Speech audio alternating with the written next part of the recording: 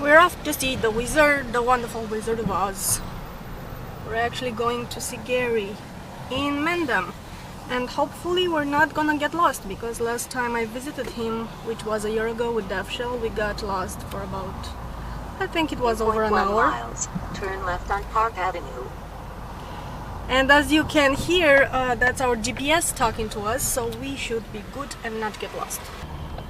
So, even if you hate Starbucks, or for whatever reason, left on Park Avenue. boycott it and whatnot, Recalculating. because I know people can have very strong feelings on Starbucks, just try the, what the hell is this? Pumpkin spice latte? I think that's it. If you hate it, you can just blame me, but it's Turn left on East 87th very interesting. Street. It doesn't taste like coffee. I don't know what it tastes like. This is so not good. A guy just hit us, and this is a rental, and I don't know what's gonna happen. So what's up? It's okay. It's okay, meaning No, there's nothing wrong.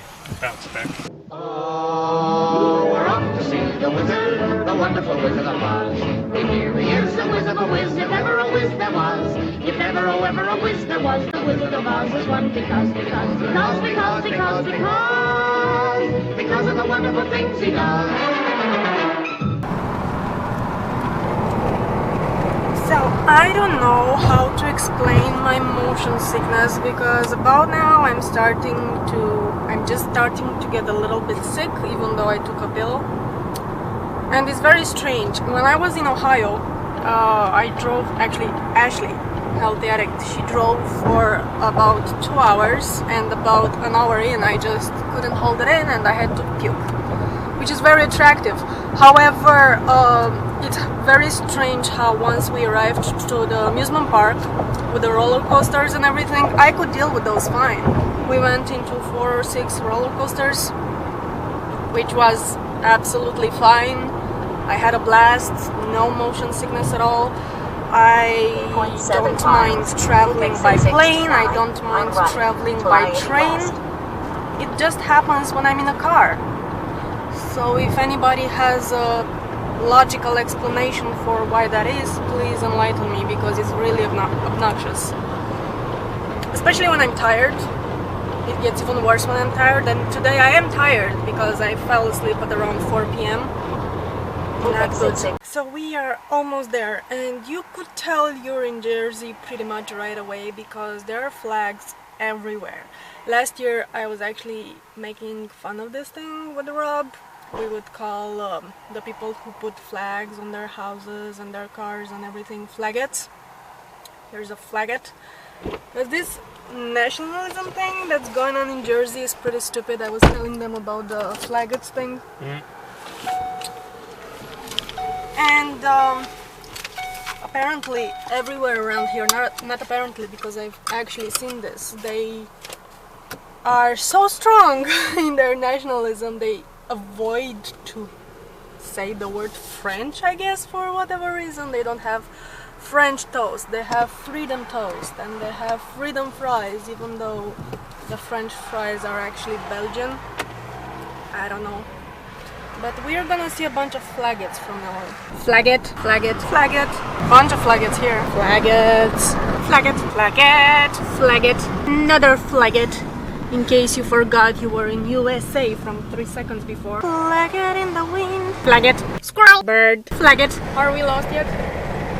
No, not really. Not really. That sounds encouraging. Well, the GPS isn't, you know. 1 mile. Then turn left on Canfield Avenue. Okay. Now, the GPS wanted me to go a different way than MapQuest. Now GPS has decided to see it MapQuest's way. This all sounds way too familiar. I'm not looking forward to this. Mendham is absolutely beautiful. It is green, it looks great, but the houses here, man, like, what could possibly justify that? It's like, look at this. What is this? I mean, no matter how much money you have, who the hell thinks, okay, I'm gonna buy myself a museum? You have no idea how ridiculous this is to me. Yeah. And we're lost. Just a little. Just a little. Give us time. Yeah, can you hear me? Yeah. We made the left off road onto I. Right? We're so lost. And now, I mean, I don't see any numbers only started like or something and then go down. Okay, so where do I go? What should we be looking for to know that we're close? Hey, Gary, it's Larry. So at the end of that mountain, the end of the hill, a bear to the right, right? Is a fork in the road, right or left, and I went right, correct? So I should go back and go left? Okay. And all right. It's alright, we've only been back and forth like 5 times yet. So. Right. Okay, so I gotta go back that way, and then how far from there? So now you're willing to admit we're lost? Oh yeah. Oh yeah, we are lost. The road trip to Mendham of doom and fail. You know where that is? I went past it. All right. Yeah. Okay. Oh my god, I think we're here. Okay. Bye. There we go. I Here, do take think this. we're here. Here. Take what? Oh, This okay. one. Oh my god!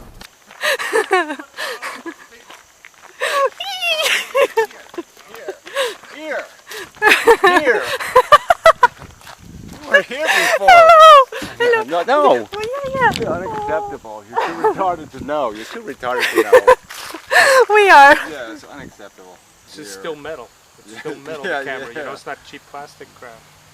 Well, I guess the boys are bonding over cameras, but Yeah, well, yeah. It's old. See, it's really Gary. It's here. See, here am I, and there's him. Still, you're fake. She's still faking it. Still fake. Pretty awesome. Yeah. It's fake. And this is the walk and talk woods, I assume. Not part of it. Well, part of it, obviously. Now say something Gary-like. I don't I know. don't know. Well, I had this great evolution idea today, actually. Really, you Yeah, had an so this evolution like- idea? Oh yeah, this one's too good. Because what the DNA is basically doing is just creating membranes, right? So the nucleus is the first membrane, then the cell wall is the second membrane, and we're just another membrane. So like a fish is just capturing a little bit of seawater. It's creating a nice insulated environment for the DNA molecule. It's going around getting food and stuff, but it's keeping the same temperature. It's keeping the molecule comfortable, and that's all we're doing. We're just armor for a DNA molecule. We're just its tank, and it's just playing us completely. So yeah, that was today's Dawkins moment. I mean, evolution is replication for the sake of replication, and basically gladiator war to decide what the replications look like. Those are two really negative facts. And it just, atheists should be a little bit paused by that and saying, wow, is that what we're really caught up in? We're just really basically consuming and reproducing and then cannibalizing. I like to call it feeding and breathing. Yeah, well, whatever, but still, the point is, it's not for a purpose, and it's a molecule who's dictating it. So the molecule is really in control. We're just the thing the molecule is using as an experiment. We're its experimental petri dish.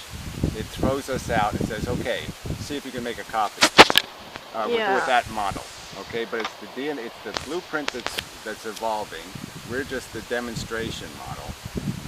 And the rules of the game are reproduce for the sake of reproducing and do it any way you can. I mean, it doesn't matter. If you succeed by eating your own young, go ahead, eat your own young. It just doesn't matter. There's absolutely no rules. So it's just basically a gladiator war.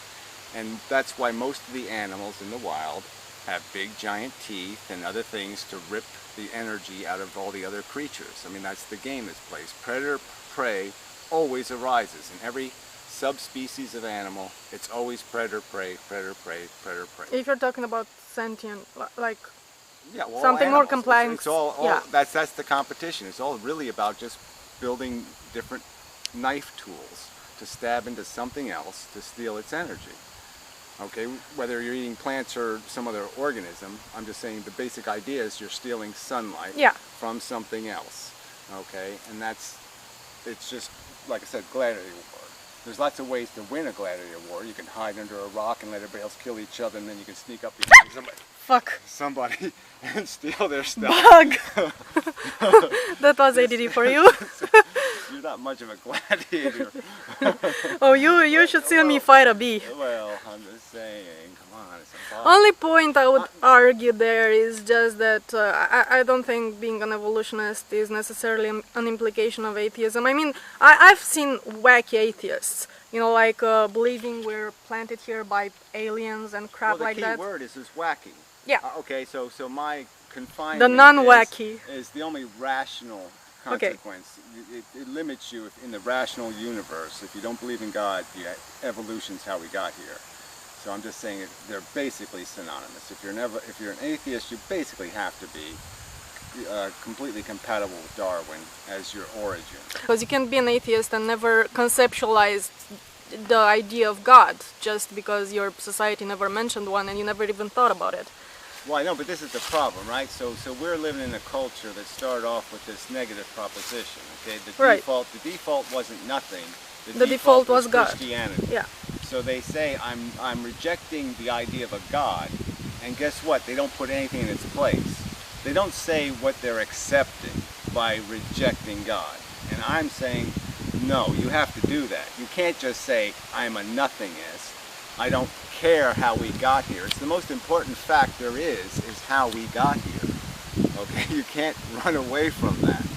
So you have to have a definition of our got here and our purpose. And if your explanation is the UFOs put us here, well, that's obviously stupid, because then you still have to explain where the UFOs came from. Exactly. Okay, so you have But they to came from answer outer the space, question. from another planet, Right, which, well, I'm just- how did I get there? I don't so know. we're back to abiogenesis. Yeah. We're back to the evolution of a physical, chemical universe, that this is just chemistry. We're just chemistry.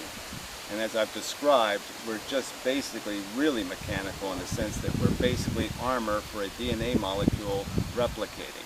And the armor gets more and more eccentric as the gladiator wars progress. The gladiators, through experience, figure out what a good tactic is.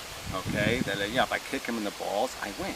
And if, they figure out what all the cheats are, where all the soft spots are. They figure out what buttons to push on the environment to get their advantage and maintain their advantage. And they have to do it in this construct that says, yeah, you can't reproduce too much.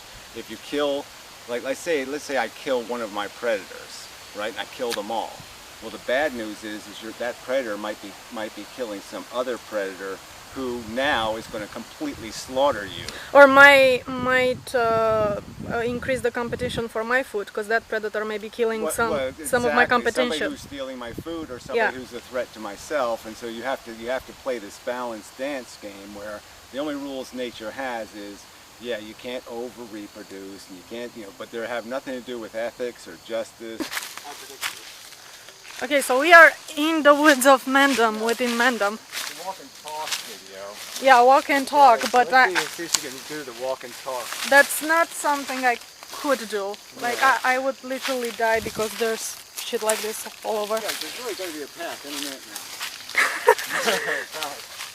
See, this is almost a path now. This is almost a path. So any minute now there's gonna be a path. It's what the man says. The back way. So this is the back way to the Mendham walk. This is sort of a path. Yeah, now it's better, but it has a little water to it. I almost recognize it. You know what I mean? Living in civilization is really nice. You gotta live, you yeah. go 10 miles away and you're living in absolute hell. Yeah. So I really take advantage because I'm just parasitically riding on the back of it, and I just found a seat. We're all parasitically riding on the back of it. Yeah. Well, Totally, no matter what, man. Yeah. I guess this is exactly where I would want to live. Yeah, I don't know. But it's the kind of place that I grew up in also. Yeah, I wish. It's in my bones. I'd like to just get rid of the winter. Yeah. Well, yeah, the winter would suck, but Yeah. I'm talking about the nature thing and green thing.